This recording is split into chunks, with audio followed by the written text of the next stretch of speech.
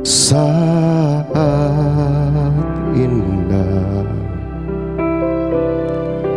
ku berhadapan denganmu,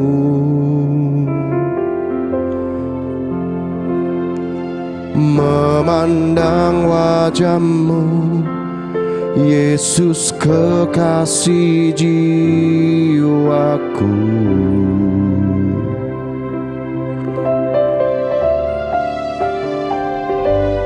Bawa aku erat dalam pelukanmu,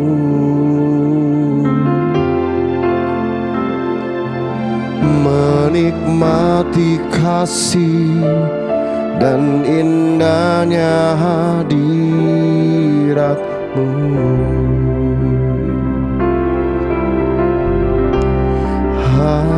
Hadirat-Mu Tuhan, ku rasakan kekudusan-Mu Bapa, penuhiku.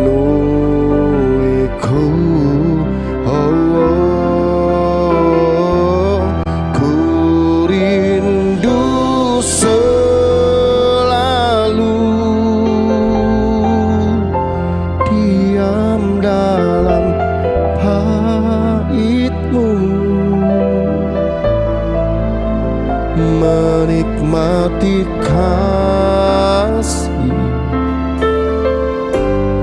anugerah-Mu. Kami menikmati saat-saat indah bersama-Mu Tuhan. Saat indah ku berhadapan dengan-Mu, memandang wajah-Mu, Yesus kekasih jiwaku. Oh, bawalah daku, bawa daku erat dalam pelukan-Mu,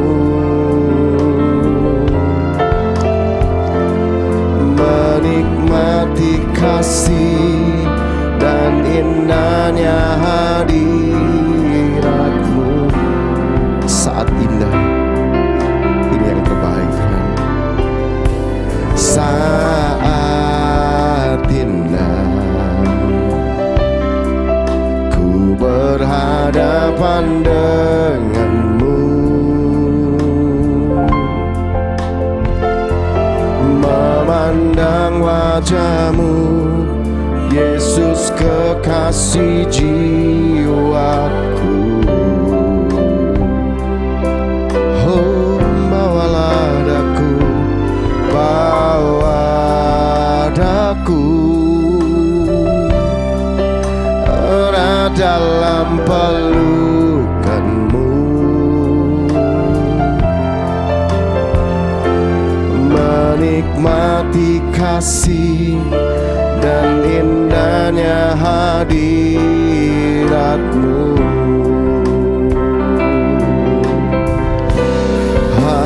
Hadirat-Mu Tuhan,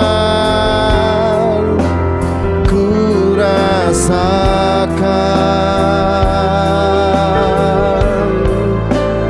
kekudusan-Mu Bapa, penuhiku.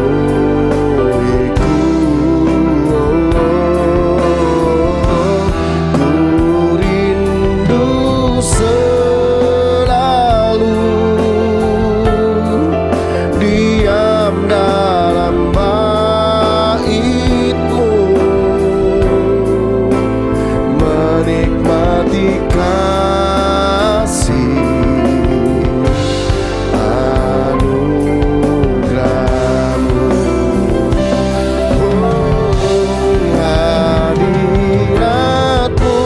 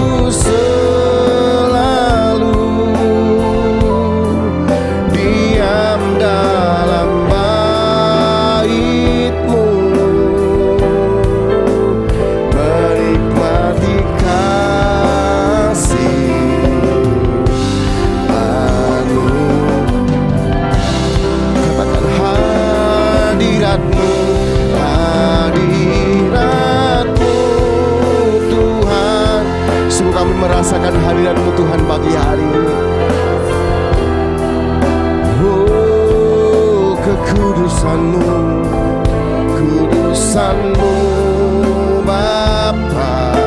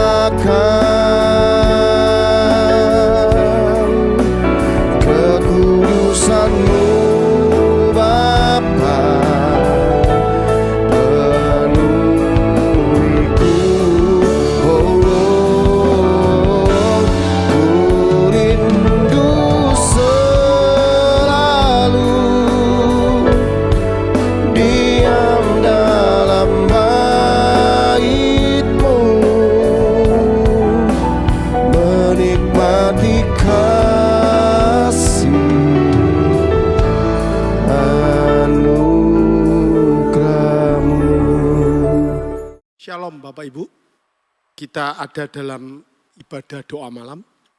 Sebelum kita memulai pemberitaan firman dalam ibadah doa malam ini, mari kita tundukkan kepala, kita mau berdoa. Kami bersyukur Tuhan, kami boleh ada dalam ruangan ini, dalam ibadah ini. Dan kami diberi kesempatan untuk kembali membangun mezbah doa kami dalam acara doa malam ini. Urapi setiap kami, bantu kami Roh Kudus untuk bersekutu bersama dengan Kau lebih baik lagi. Kami rindu dalam acara doa malam ini, iman kami dibangunkan dan rohani kami semakin baik di dalam Tuhan. Urapi setiap kami, urapi hamba-Mu yang sedang Kau utus. Kami sambut kebenaran pemberitaan firman-Mu ini dalam nama Tuhan Yesus. Mari percaya sama-sama katakan, amin. Shalom, Bapak Ibu, saudara-saudara yang dikasihi Tuhan.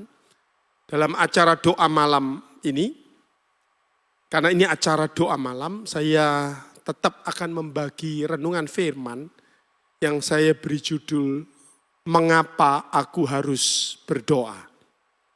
Mari ucapkan teman saya, mengapa aku harus berdoa. 2, 3, mengapa aku harus berdoa. Why should I pray? Dalam ibadah doa malam, namanya ibadah doa malam, bukan berarti Anda datang sebagai satu kebiasaan atau sebuah tugas atau karena memang ini ibadah doa malam. Tapi ada satu pesan Tuhan supaya Anda dan saya itu suka hidup dalam hal berdoa. Alkitab mengatakan, mengapa aku harus berdoa? Ini jawabannya. Salah satu alasan, kalau Anda tanya mengapa saya harus berdoa, ada banyak alasan ditulis dalam Alkitab. Tapi hari ini kita akan bahas satu subtemanya, mengapa aku harus berdoa? Orang yang suka berdoa, orang yang hidup dalam doa, orang itu menang atas pergumulan atau atas persoalannya. Pelan-pelan. Tema besarnya adalah mengapa aku harus berdoa. Tetapi dengan subtema, orang yang hidupnya berdoa dan suka berdoa, orang itu akan menang atas pergumulan dan persoalannya. Mari kita buka ayat pembuka kita akan belajar secara cepat. Yakobus pasal yang ke-5, ayat yang ke-12 sampai 20. Pelan-pelan ya. Yakobus pasal yang ke-5, ayat 12 sampai 20. Demikian bunyi firman Tuhan. Yakobus 5, ayat 12 sampai 20. Tetapi yang terutama saudara-saudara, janganlah engkaumu bersumpah demi sorga, maupun demi bumi, atau demi sesuatu yang lain. Jika ya, hendaklah kamu katakan ya. Jika tidak, hendaklah kamu katakan tidak. Supaya kamu jangan kena hukuman. 13, perhatikan baik-baik. Baca sama-sama bagi saudara-saudara Bapak Ibu yang ada di rumah, yang ikuti doa malam ini. Ini ayatnya. 2, 3, kalau ada seorang di antara kamu yang menderita, baiklah ia berdoa. Kalau ada seorang yang bergembira, baiklah ia bernyanyi. Kalau ada seorang di antara kamu yang sakit, Dengar baik-baik. Baiklah ia panggil para penonton jemaat, supaya mereka mendoakan dia, serta mengolesnya dengan minyak di dalam nama Tuhan. Ayat 15 baca sama-sama. Dan doa yang lahir dari iman akan menyelamatkan orang sakit itu. Dan Tuhan akan membangunkan dia. Dan jika ia telah berbuat dosa, maka dosanya itu akan diampuni. 16, karena itu hendaklah kamu saling mengaku dosamu dan saling mendoakan. Garis bawahi kata-kata ini, saling mendoakan. Supaya kamu sembuh. Doa orang yang benar bila dengan yakin didoakan sangat besar kuasanya. 17, Elia adalah manusia biasa sama seperti kita. Dan ia telah bersungguh-sungguh berdoa supaya hujan jangan turun. Dan hujan pun tidak turun di bumi selama 3 tahun dan 6 bulan. Wow. 18, lalu ia berdoa pula. Dan langit menurunkan hujan dan bumi pun mengeluarkan buahnya. 19, saudara-saudaraku, jika ada di antara kamu yang menyimpang dari kebenaran, dan ada seorang yang membuat dia berbalik, ketahuilah bahwa barang siapa membuat orang berdosa berbalik dari jalan yang sesat, ia akan menyelamatkan jiwa orang itu dari maut dan menutupi banyak dosa. Amin. Kata firman Tuhan, berbahagialah setiap orang yang dengar firman Tuhan, kemudian menerimanya, mempercayainya, menyimpannya baik-baik dari hatinya, dan dengan setia melakukannya dalam kehidupannya sehari-hari, sehingga kehidupannya makin berbuah-buah. Kata firman Tuhan, orang itu disebut berbahagia. Bapak Ibu saudara sekalian, sekali lagi kita belajar sebuah tema besarnya adalah mengapa aku harus berdoa. Dengan subtema, orang yang suka berdoa, orang hidup dalam doa, orang itu menang atas pergumulan atau persoalannya. Alkitab Yakobus 5 ayat 12-20, Alkitab jelas menyatakan dengan tegas agar hidup kita sebagai orang-orang beriman, sebagai orang-orang Kristen, dikatakan hidupnya harus dalam berdoa dan suka berdoa. Pelan-pelan. Yakobus 5 ayat 12-20, Alkitab menyatakan dengan tegas kepada Anda agar hidup Anda itu hidupnya dalam berdoa dan suka berdoa. Mari ucapan sama saya, hidup dalam berdoa dan hidup suka berdoa. 2, 3, hidup dalam berdoa dan hidup suka berdoa. Apa bedanya Pak Yohanes? Hidup dalam berdoa dan hidup suka berdoa. Ini bedanya. Hidup dalam berdoa itu sikap hidup rohaninya dekat dengan Tuhan. Itu namanya hidup dalam doa. Apakah setiap detik dia berdoa? Enggak. Hidup dalam doa itu jasmaninya, matanya terbuka, melek. Beberapa gereja mengajarkan orang berdoa itu lipat tangan, tutup mata. Tapi beberapa gereja mengajarkan orang berdoa itu tidak perlu lipat tangan, tidak perlu tutup mata. Kalau Anda sedang nyetir, tiba-tiba ada kebutuhan Anda untuk berdoa, apakah Anda menutup mata Anda? Oh berbahaya, tidak bisa. Nah, tapi hati Anda, sikap Anda berdoa. Jadi hidup dalam berdoa itu sikap hidup rohaninya. Sikap hidup rohaninya itu dekat dengan Tuhan. Membangun hubungan intim dengan Tuhan. Tapi yang kedua ada namanya suka berdoa. Suka berdoa itu sikap hidup jasmaninya. Kalau ada kesempatan untuk berdoa, Alkitab mengajarkan masuklah kamar, berlututlah, berdoalah, mungkin perlu menutup pintu dan kita berdoa. Nah, dua sikap ini, sikap rohani dan jasmani itu disimpulkan dalam namanya hidup dalam berdoa. Yang kedua, berdoa itu apa sih Pak Yohanes? Banyak orang berdoa itu cuma mengambil sikap jasmaninya. Tidak, ini Bapak Ibu, berdoa itu adalah aktivitas rohani. Ucapkan sama saya, berdoa itu aktivitas rohani. Maksudnya apa? Orang yang berdoa itu, orang itu memutuskan hidupnya masuk dimensi rohani. Dimensi rohani itu tidak kelihatan. Jasmani itu kelihatan, ini tembok, ini meja, ini Alkitab. Sesuatu yang bisa Anda pegang itu namanya dimensi jasmani. Dipegang, dirasa, dilihat. Itu jasmani. Tapi dimensi rohani, satu dimensi dalam kerohanian. Masuki aktivitas rohani, itu berdoa, masuk dalam dimensi rohani. dimensi itu di mana Allah yang roh itu bekerja optimal dalam hidup seseorang. Pelan-pelan. Berdoa itu apa? Keputusan orang itu masuk dalam dimensi rohani. Bertemu dengan Allah yang roh. Dan Allah itu bekerja optimal dalam hidup seseorang. Dalam dimensi rohani. Yakobus, kitab Yohanes 4. Ayo kita baca sama-sama. Yohanes 4 ayat 24 jelas mengatakan hal itu. Yohanes 4:24 dikatakan Allah itu roh.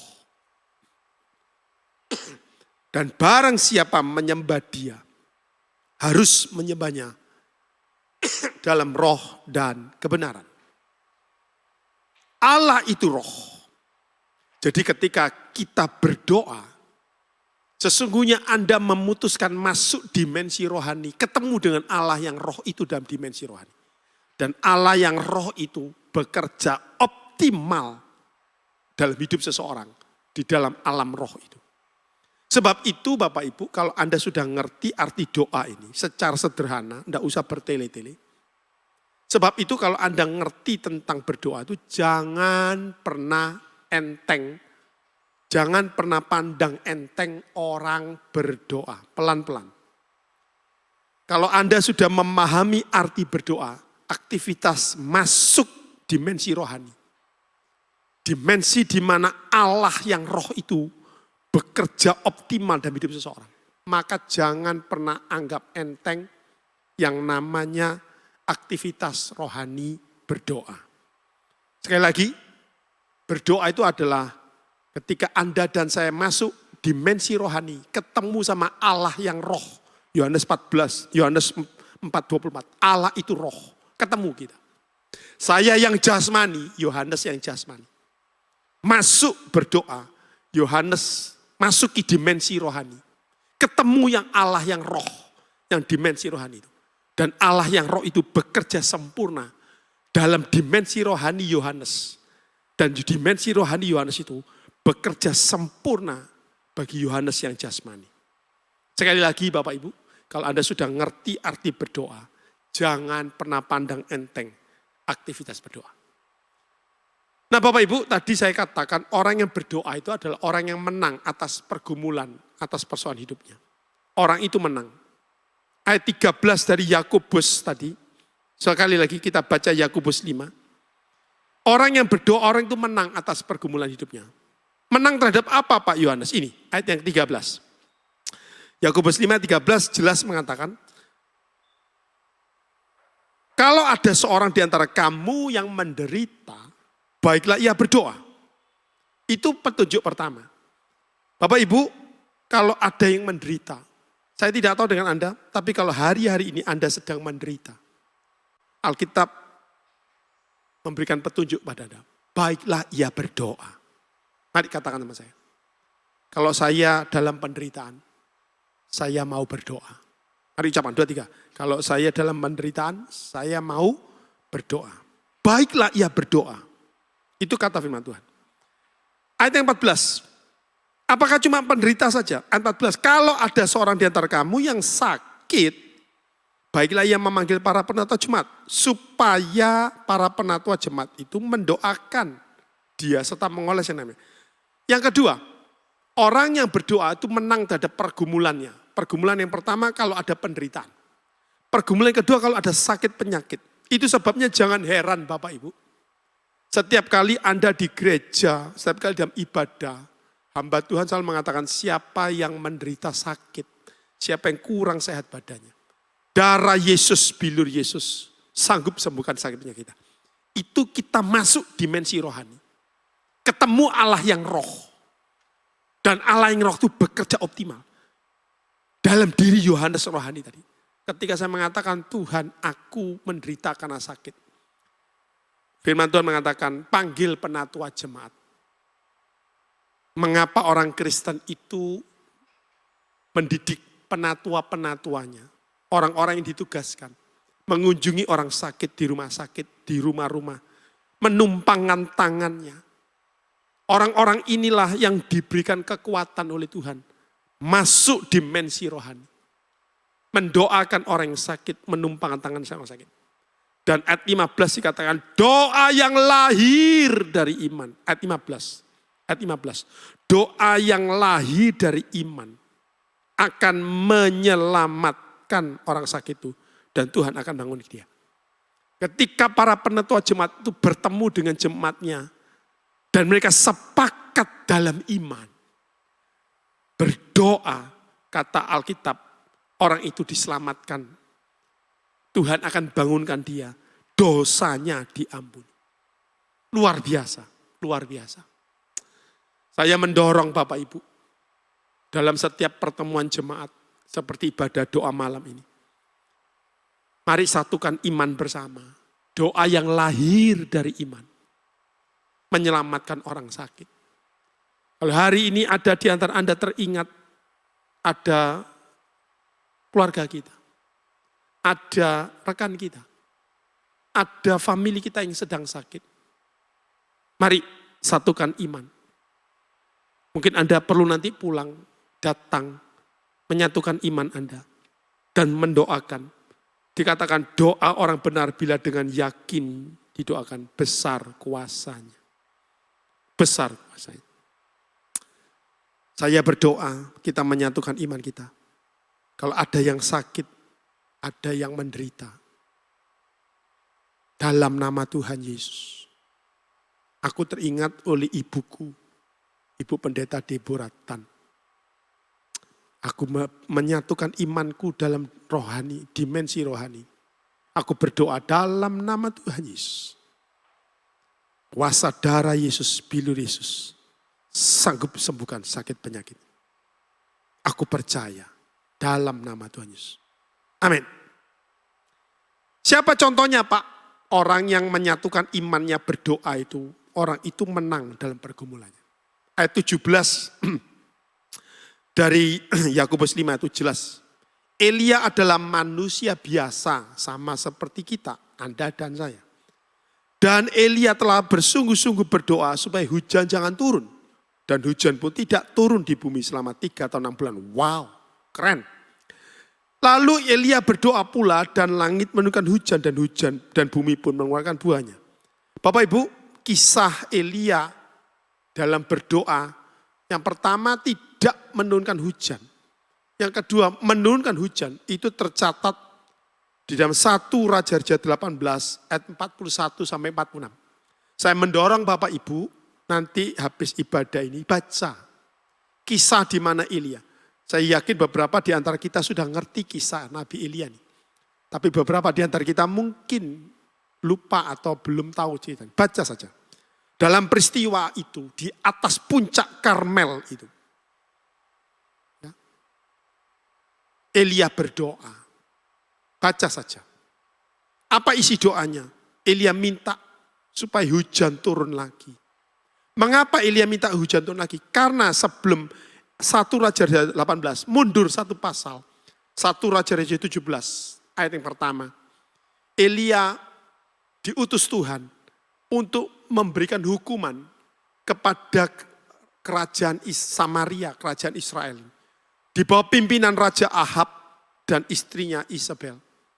Terjadi penyimpangan rohani besar-besaran. Bangsa Israel meninggalkan Tuhan, tidak mau lagi berdoa, beribadah kepada Tuhan. Mereka lebih suka memutuskan ikut Baal-Baal yang dibawa oleh Isabel. Saya mencatat para pemimpin hidup tidak benar, anak buahnya kocar-kacir. Siapa pemimpin itu? Kita. Dalam rumah tangga, pasangan suami istri, itulah pemimpin-pemimpin yang diizinkan Tuhan. Kalau hidupnya tidak benar, anak buah kita, yaitu anak-anak kita morat-marit. Terjadi kekacauan, penyimpangan rohani, pengemerosotan rohani. Ahab, Isabel tidak benar, rakyatnya menderita. Jatuh dalam penyembahan kepada berhala. Itu sebabnya Tuhan utus Elia, dihukum sama Tuhan lewat Elia. 1 Raja 17 ayat pertama, lalu berkatalah Elia orang Tisbe dari Tisbe Gilead kepada Ahab, demi Tuhan yang hidup Allah Israel yang kulayani, sesungguhnya tidak akan ada embun atau hujan pada tahun-tahun ini, kecuali kalau kukatakan. Ayat yang kedua, lanjut. Kemudian datanglah firman Tuhan kepadanya dan seterusnya, dan seterusnya. Baca saja. Jadi doa Elia yang pertama, 1 Raja 17, adalah satu hukuman yang terjadi atas umatnya karena umatnya meninggalkan penyembahan. Bapak Ibu, ini dibaca dalam pengertian simbolis. Perjanjian Lama itu penuh dengan simbol-simbol ritualistik dan jasmani. Dan memang betul, Elia berdoa. Hujan tidak turun, itu seperti berkat itu berhenti. Dalam dimensi rohani, Elia tembus. Hujan tidak turun. Anda bisa bayangkan, hujan tidak turun 3,5 tahun. Wah, itu kering kerontang. Kalau kita panas di bulan musim-musim panas saja, hujan rodok datang telat, itu kita sudah gerah. Pasti pertanian, bahan pangan sulit. Kenapa? Mati semua. Anda bisa bayangkan 3,5 tahun. Tidak turun hujan. Sampai akhirnya Tuhan selesaikan persoalan bangsa Israel. Dan 1 Raja 18 mencatat Elia naik ke puncak Karmel itu. Untuk berdoa kali yang kedua. Apa doanya? Minta Tuhan menurunkan hujan. Karena persoalan pertobatan bangsa Israel sudah selesai. Ketika bangsa Israel sudah bertobat datang kepada Tuhan, Allah lewat doa Elia. Kembali minta Tuhan turunkan hujan. Elia naik ke puncak Karmel itu dan dia berdoa.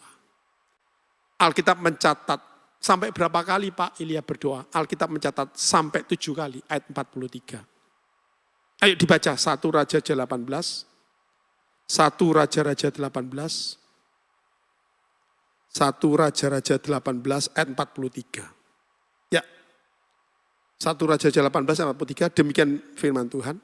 Setelah itu Elia berkata pada bujangnya, naiklah ke atas, lihatlah ke atas laut. Bujang itu naik ke atas, ia melihat dan berkata, tidak ada apa-apa. Kata Elia, pergilah sekali lagi. Demikianlah sampai 7 kali. Ayat 44, perhatikan baik. Pada ke-7 kalinya, berkatalah bujang itu, wah, awan kecil sebesar telapak tangan timbul dari laut. Lalu kata Elia, pergilah, katakan kepada Ahab, pasang keretamu dan turunlah. Jangan sampai engkau terhalang oleh hujan. Bapak Ibu, ayat-ayat yang kita baca ini menunjukkan jelas kepada kita. Waktu Elia berdoa, mohon kemurahan Tuhan menghentikan hukuman atas bangsa Israel waktu itu. Sampai berapa kali? Sampai 7 kali. Apa arti 7? 7 itu lambang kesempurnaan. Artinya apa? Elia berdoa sampai rencana Tuhan tergenapi. Sesuai dengan doanya, Tuhan kirimkan hujan. Ada satu kata yang pernah saya baca, disingkat dengan push, P-U-S-H. Bahasa Inggrisnya push itu dorong. Tapi ada orang membuat tulisan push itu dengan tulisan push, P, pray, U, until, S itu something happen. Push, pray until something happen.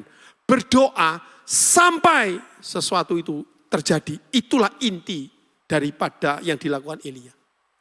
Ketika Elia mohonkan kasih karunia Tuhan untuk menghentikan hukuman itu, Elia tampil berdoa sampai 7 kali. Dia berdoa sampai rencana Tuhan tergenapi. Elia berdoa sampai kemurahan Tuhan terjadi.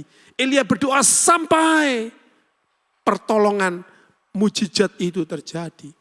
Ini ajaran orang Kristen. Bapak Ibu, lewat ibadah malam ini sederhana, tidak perlu bertele-tele. Alkitab mengajarkan kepada Anda.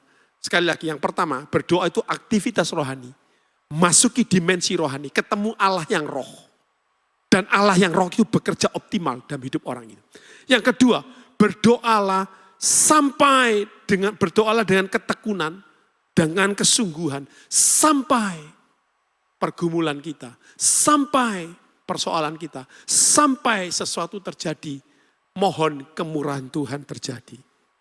Itu inti daripada Yakobus 5 ayat 12 sampai 20. Malam ini saya berdoa di ruangan ini dalam acara ini. Saya mengangkat tangan saya berdoa kepada semua jemaat. Satu permohonan, berikan kasih karuniamu Tuhan atas jemaatmu, gereja Betani Madiun dan sekitarnya. Hamba berdoa kiranya Tuhan menurunkan kasih karuniamu atas jemaatmu. Hamba terus berdoa sampai kasih karuniamu tergenapi dalam hidup jemaatmu. Dalam nama Tuhan Yesus. Hamba berdoa, mohon kemurahanmu turun. Yang sakit disembuhkan Tuhan. Yang menghadapi banyak persoalan, banyak tantangan. Tuhan menjawab, menolong beban kita, mengurangi beban kita, menghilangi beban kita. Kalau ada yang sedang menderita karena tidak punya pekerjaan, hamba berdoa dalam nama Tuhan Yesus. Kita menyatukan iman, kita berdoa, mohon kemurahan Tuhan. Sampai pekerjaan itu datang atas hidup kita. Semua kita menyatukan iman dalam nama Tuhan Yesus. Beri kemurahan-Mu atas gerejamu di tempat ini. Sampai sesuatu yang baik terjadi. Kami tetap memutuskan sikap hidup rohani berdoa, sikap jasmani berdoa. Tuhan tolong kami semua. Dalam nama Tuhan Yesus. Kami sudah berdoa dan mengucap syukur. Amin. Tuhan memberkati kita semua. Jangan tinggalkan kehidupan berdoa. Jangan tinggalkan aktivitas berdoa. Tuhan memberkati kita semua. Amin. Kau Allah yang besar, ajaib dan mulia. Kau Yesus yang selalu membuatku terpesona. Segala pujian bagimu ya Tuhan. Hanya Kau yang layak ku agungkan. Kau Allah yang besar, ajaib dan mulia. Kau Yesus yang selalu membuatku terpesona. Segala pujian bagimu ya Tuhan. Hanya Kau yang layak ku agungkan. Kau Allah yang besar, ajaib dan mulia. Kau Yesus yang selalu membuatku terpesona. Segala pujian bagimu ya Tuhan. Hanya Kau yang layak ku agungkan. Hanya Kau yang layak. Hanya Kau yang layak. Hanya Kau yang layak ku agungkan. Terima kasih Tuhan atas kebaikan-Mu. Kau telah pimpin kami untuk menyelesaikan ibadah doa malam di malam hari ini. Kami percaya Tuhan di tengah-tengah pergumulan kami tetap setia kepada Engkau Tuhan untuk terus Tuhan memanjatkan doa kami. Kami tidak mampu Tuhan, tapi Engkau memampukan kami Tuhan. Karena kami percaya Tuhan, jika kami Tuhan sungguh-sungguh di dalam Engkau, mencari Engkau Tuhan, setiap saat, setiap waktu Tuhan, setia Tuhan mencari Engkau, kami percaya ada jalan keluar dalam setiap permasalahan kami. Kuatkan kami senantiasa Tuhan, melalui firman-Mu, kami percaya Tuhan, Kau akan terus bekerja melalui firman dalam hidup kami. Roh Kudus, Kau ingatkan kami terus apa yang kami lakukan, supaya kami terus menjadi orang-orang yang tangguh di dalam Engkau. Terima kasih Tuhan. Urapi hamba-Mu yang telah menyampaikan firman-Mu, Kau berkati hamba-Mu senantiasa dalam keluarganya, dalam setiap pelayanannya, dan setiap apa yang dilakukan hamba-Mu berhasil untuk kemuliaan nama-Mu saja Yesus. Kau juga terus memberkati Tuhan setiap jemaat-Mu dimanapun mereka berada. Kau berkati mereka senantiasa dalam kehidupan keluarga, pekerjaan, bisnis, pendidikan, pelayanan. Kau buat hamba-hamba-Mu Tuhan, anak-anak-Mu di gereja ini berhasil untuk kemuliaan nama-Mu saja. Terima kasih Tuhan. Kami terus juga berdoa Tuhan bagi pemerintah negara ini. Bapak Presiden bersama seluruh staf jajarannya. Kau berikan kekuatan yang baru senantiasa. Kau berikan hikmat-Mu untuk dapat menyelesaikan permasalahan-permasalahan yang ada di negara ini. Terima kasih Tuhan. Lalu kekasih, kita mengangkat kedua tangan kita untuk menerima berkat dari Allah Bapa.